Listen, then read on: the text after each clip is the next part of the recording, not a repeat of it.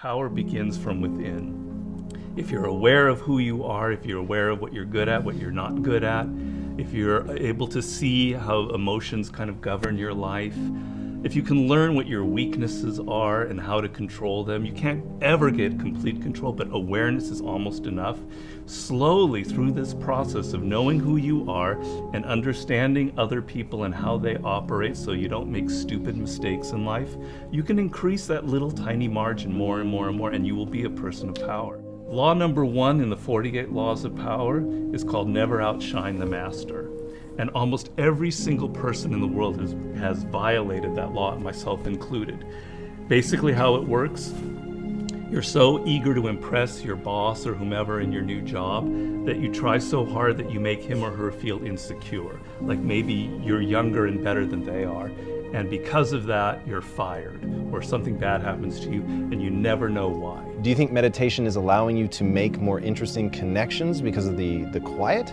Yes, I mean, I'm not going to go too deeply into this. It's a theory of creativity that's not my own, but that I use a lot in mastery. And basically the idea is that ideas are generated in the unconscious. They're not generated consciously. Your conscious mind is very limited what you can hold in your memory. Right.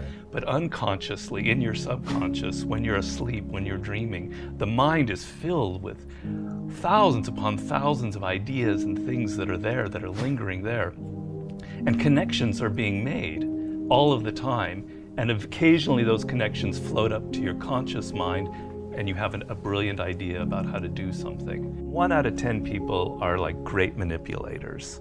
And there just takes one person and they can ruin your life. We were born with this natural talent. Every single person is born with this talent for getting inside the minds of other people. It's something that you're not even aware of. How do they need to conceive of that? To what end are they using that skill to make their own dreams come true? First thing is, you're not aware of this power that you have. You're walking around in life, I'm not critical because I'm the same, sort of sleepwalking. You're inside hearing your own thoughts day in, day out, like a continually, circling loop in your head.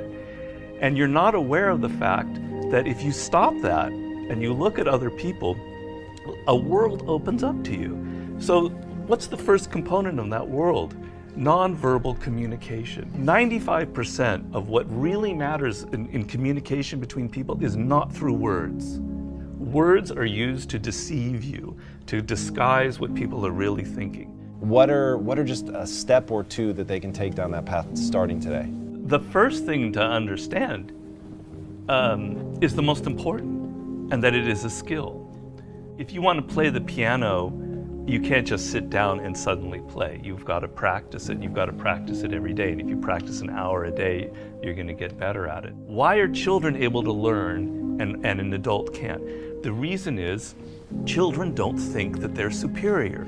They don't think that they already understand the world. They're this small. They're weak. They're defenseless. They have to learn or they're going to die. They have to learn how to speak the language. They have to learn what's going on with their parents, or they're literally going to die. Do you have tricks that you use for ensuring that genius does not become a young man's game, that your books truly get better and better over time? Basically, every time I begin a book, I'm deathly afraid of failing. I feel like, it's not going to sell as well as the last book. I'm losing it. I got to go back to square one. Each project, each thing that you do in life, you have to kind of create that feeling in the gut like, I don't know if I'm going to be able to pull it off. I don't know if I can go 12 rounds with Floyd Mayweather this time. I don't know it. The secret really to success in life, I have to say, is retaining, I talk about this in Mastery, is retaining your childlike qualities. If you're completely a child, that's not going to work. Negative capability is rule number 1 for being a creative person. And if you don't follow anything else in Mastery, that would be enough. The ability to keep 2 ideas that contradict each other in your mind without feeling uncomfortable, without having to come to a conclusion. You can think about something without rushing to judgment and conclusion. You can be in the moment. You can say, well, it could be this, it could be that, it could be that.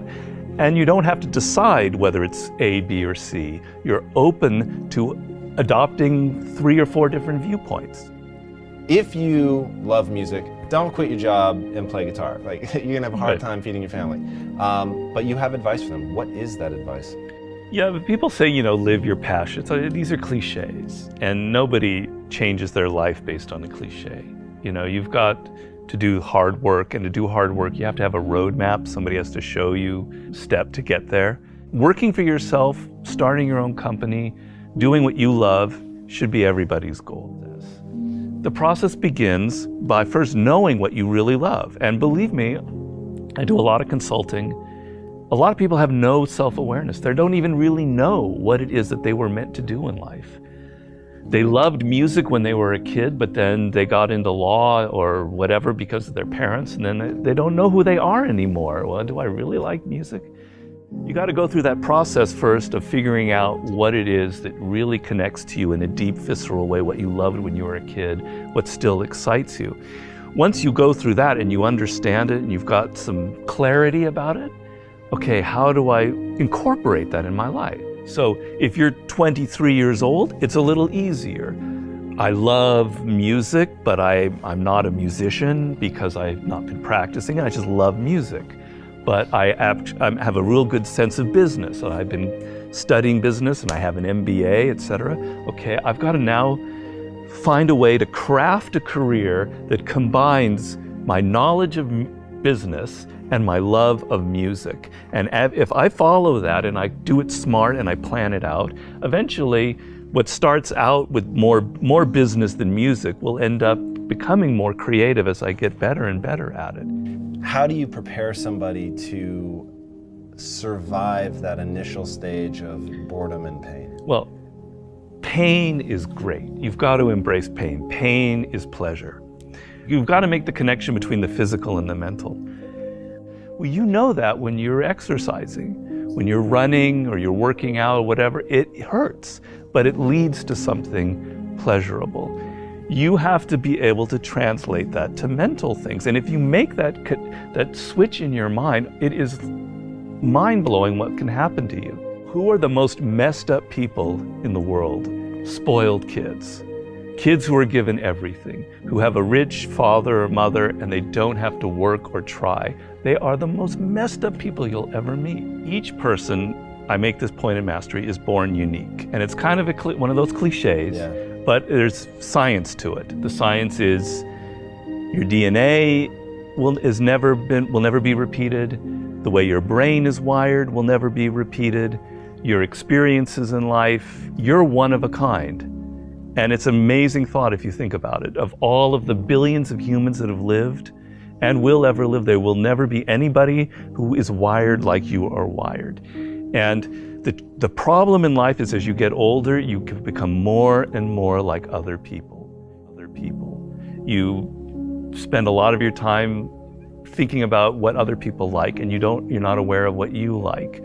You go into careers because you listen to other people. If you look at all of the brilliant people who've succeeded in life, if you look at a Steve Jobs, you look at an Elon Musk, etc., there's nobody else out there like them. You're never going to be able to pinpoint one other person like them. They are completely unique, and those are the people that end up having power in the world. So if you're going to be able to create that website, that blog, that whatever it is, that startup that is different, that has its own niche and reflects you, something good will happen from it. Control people's perceptions of reality and you control them. It's a great military strategy. Comes from the great Colonel Boyd, who invented what's known as the OODA loop.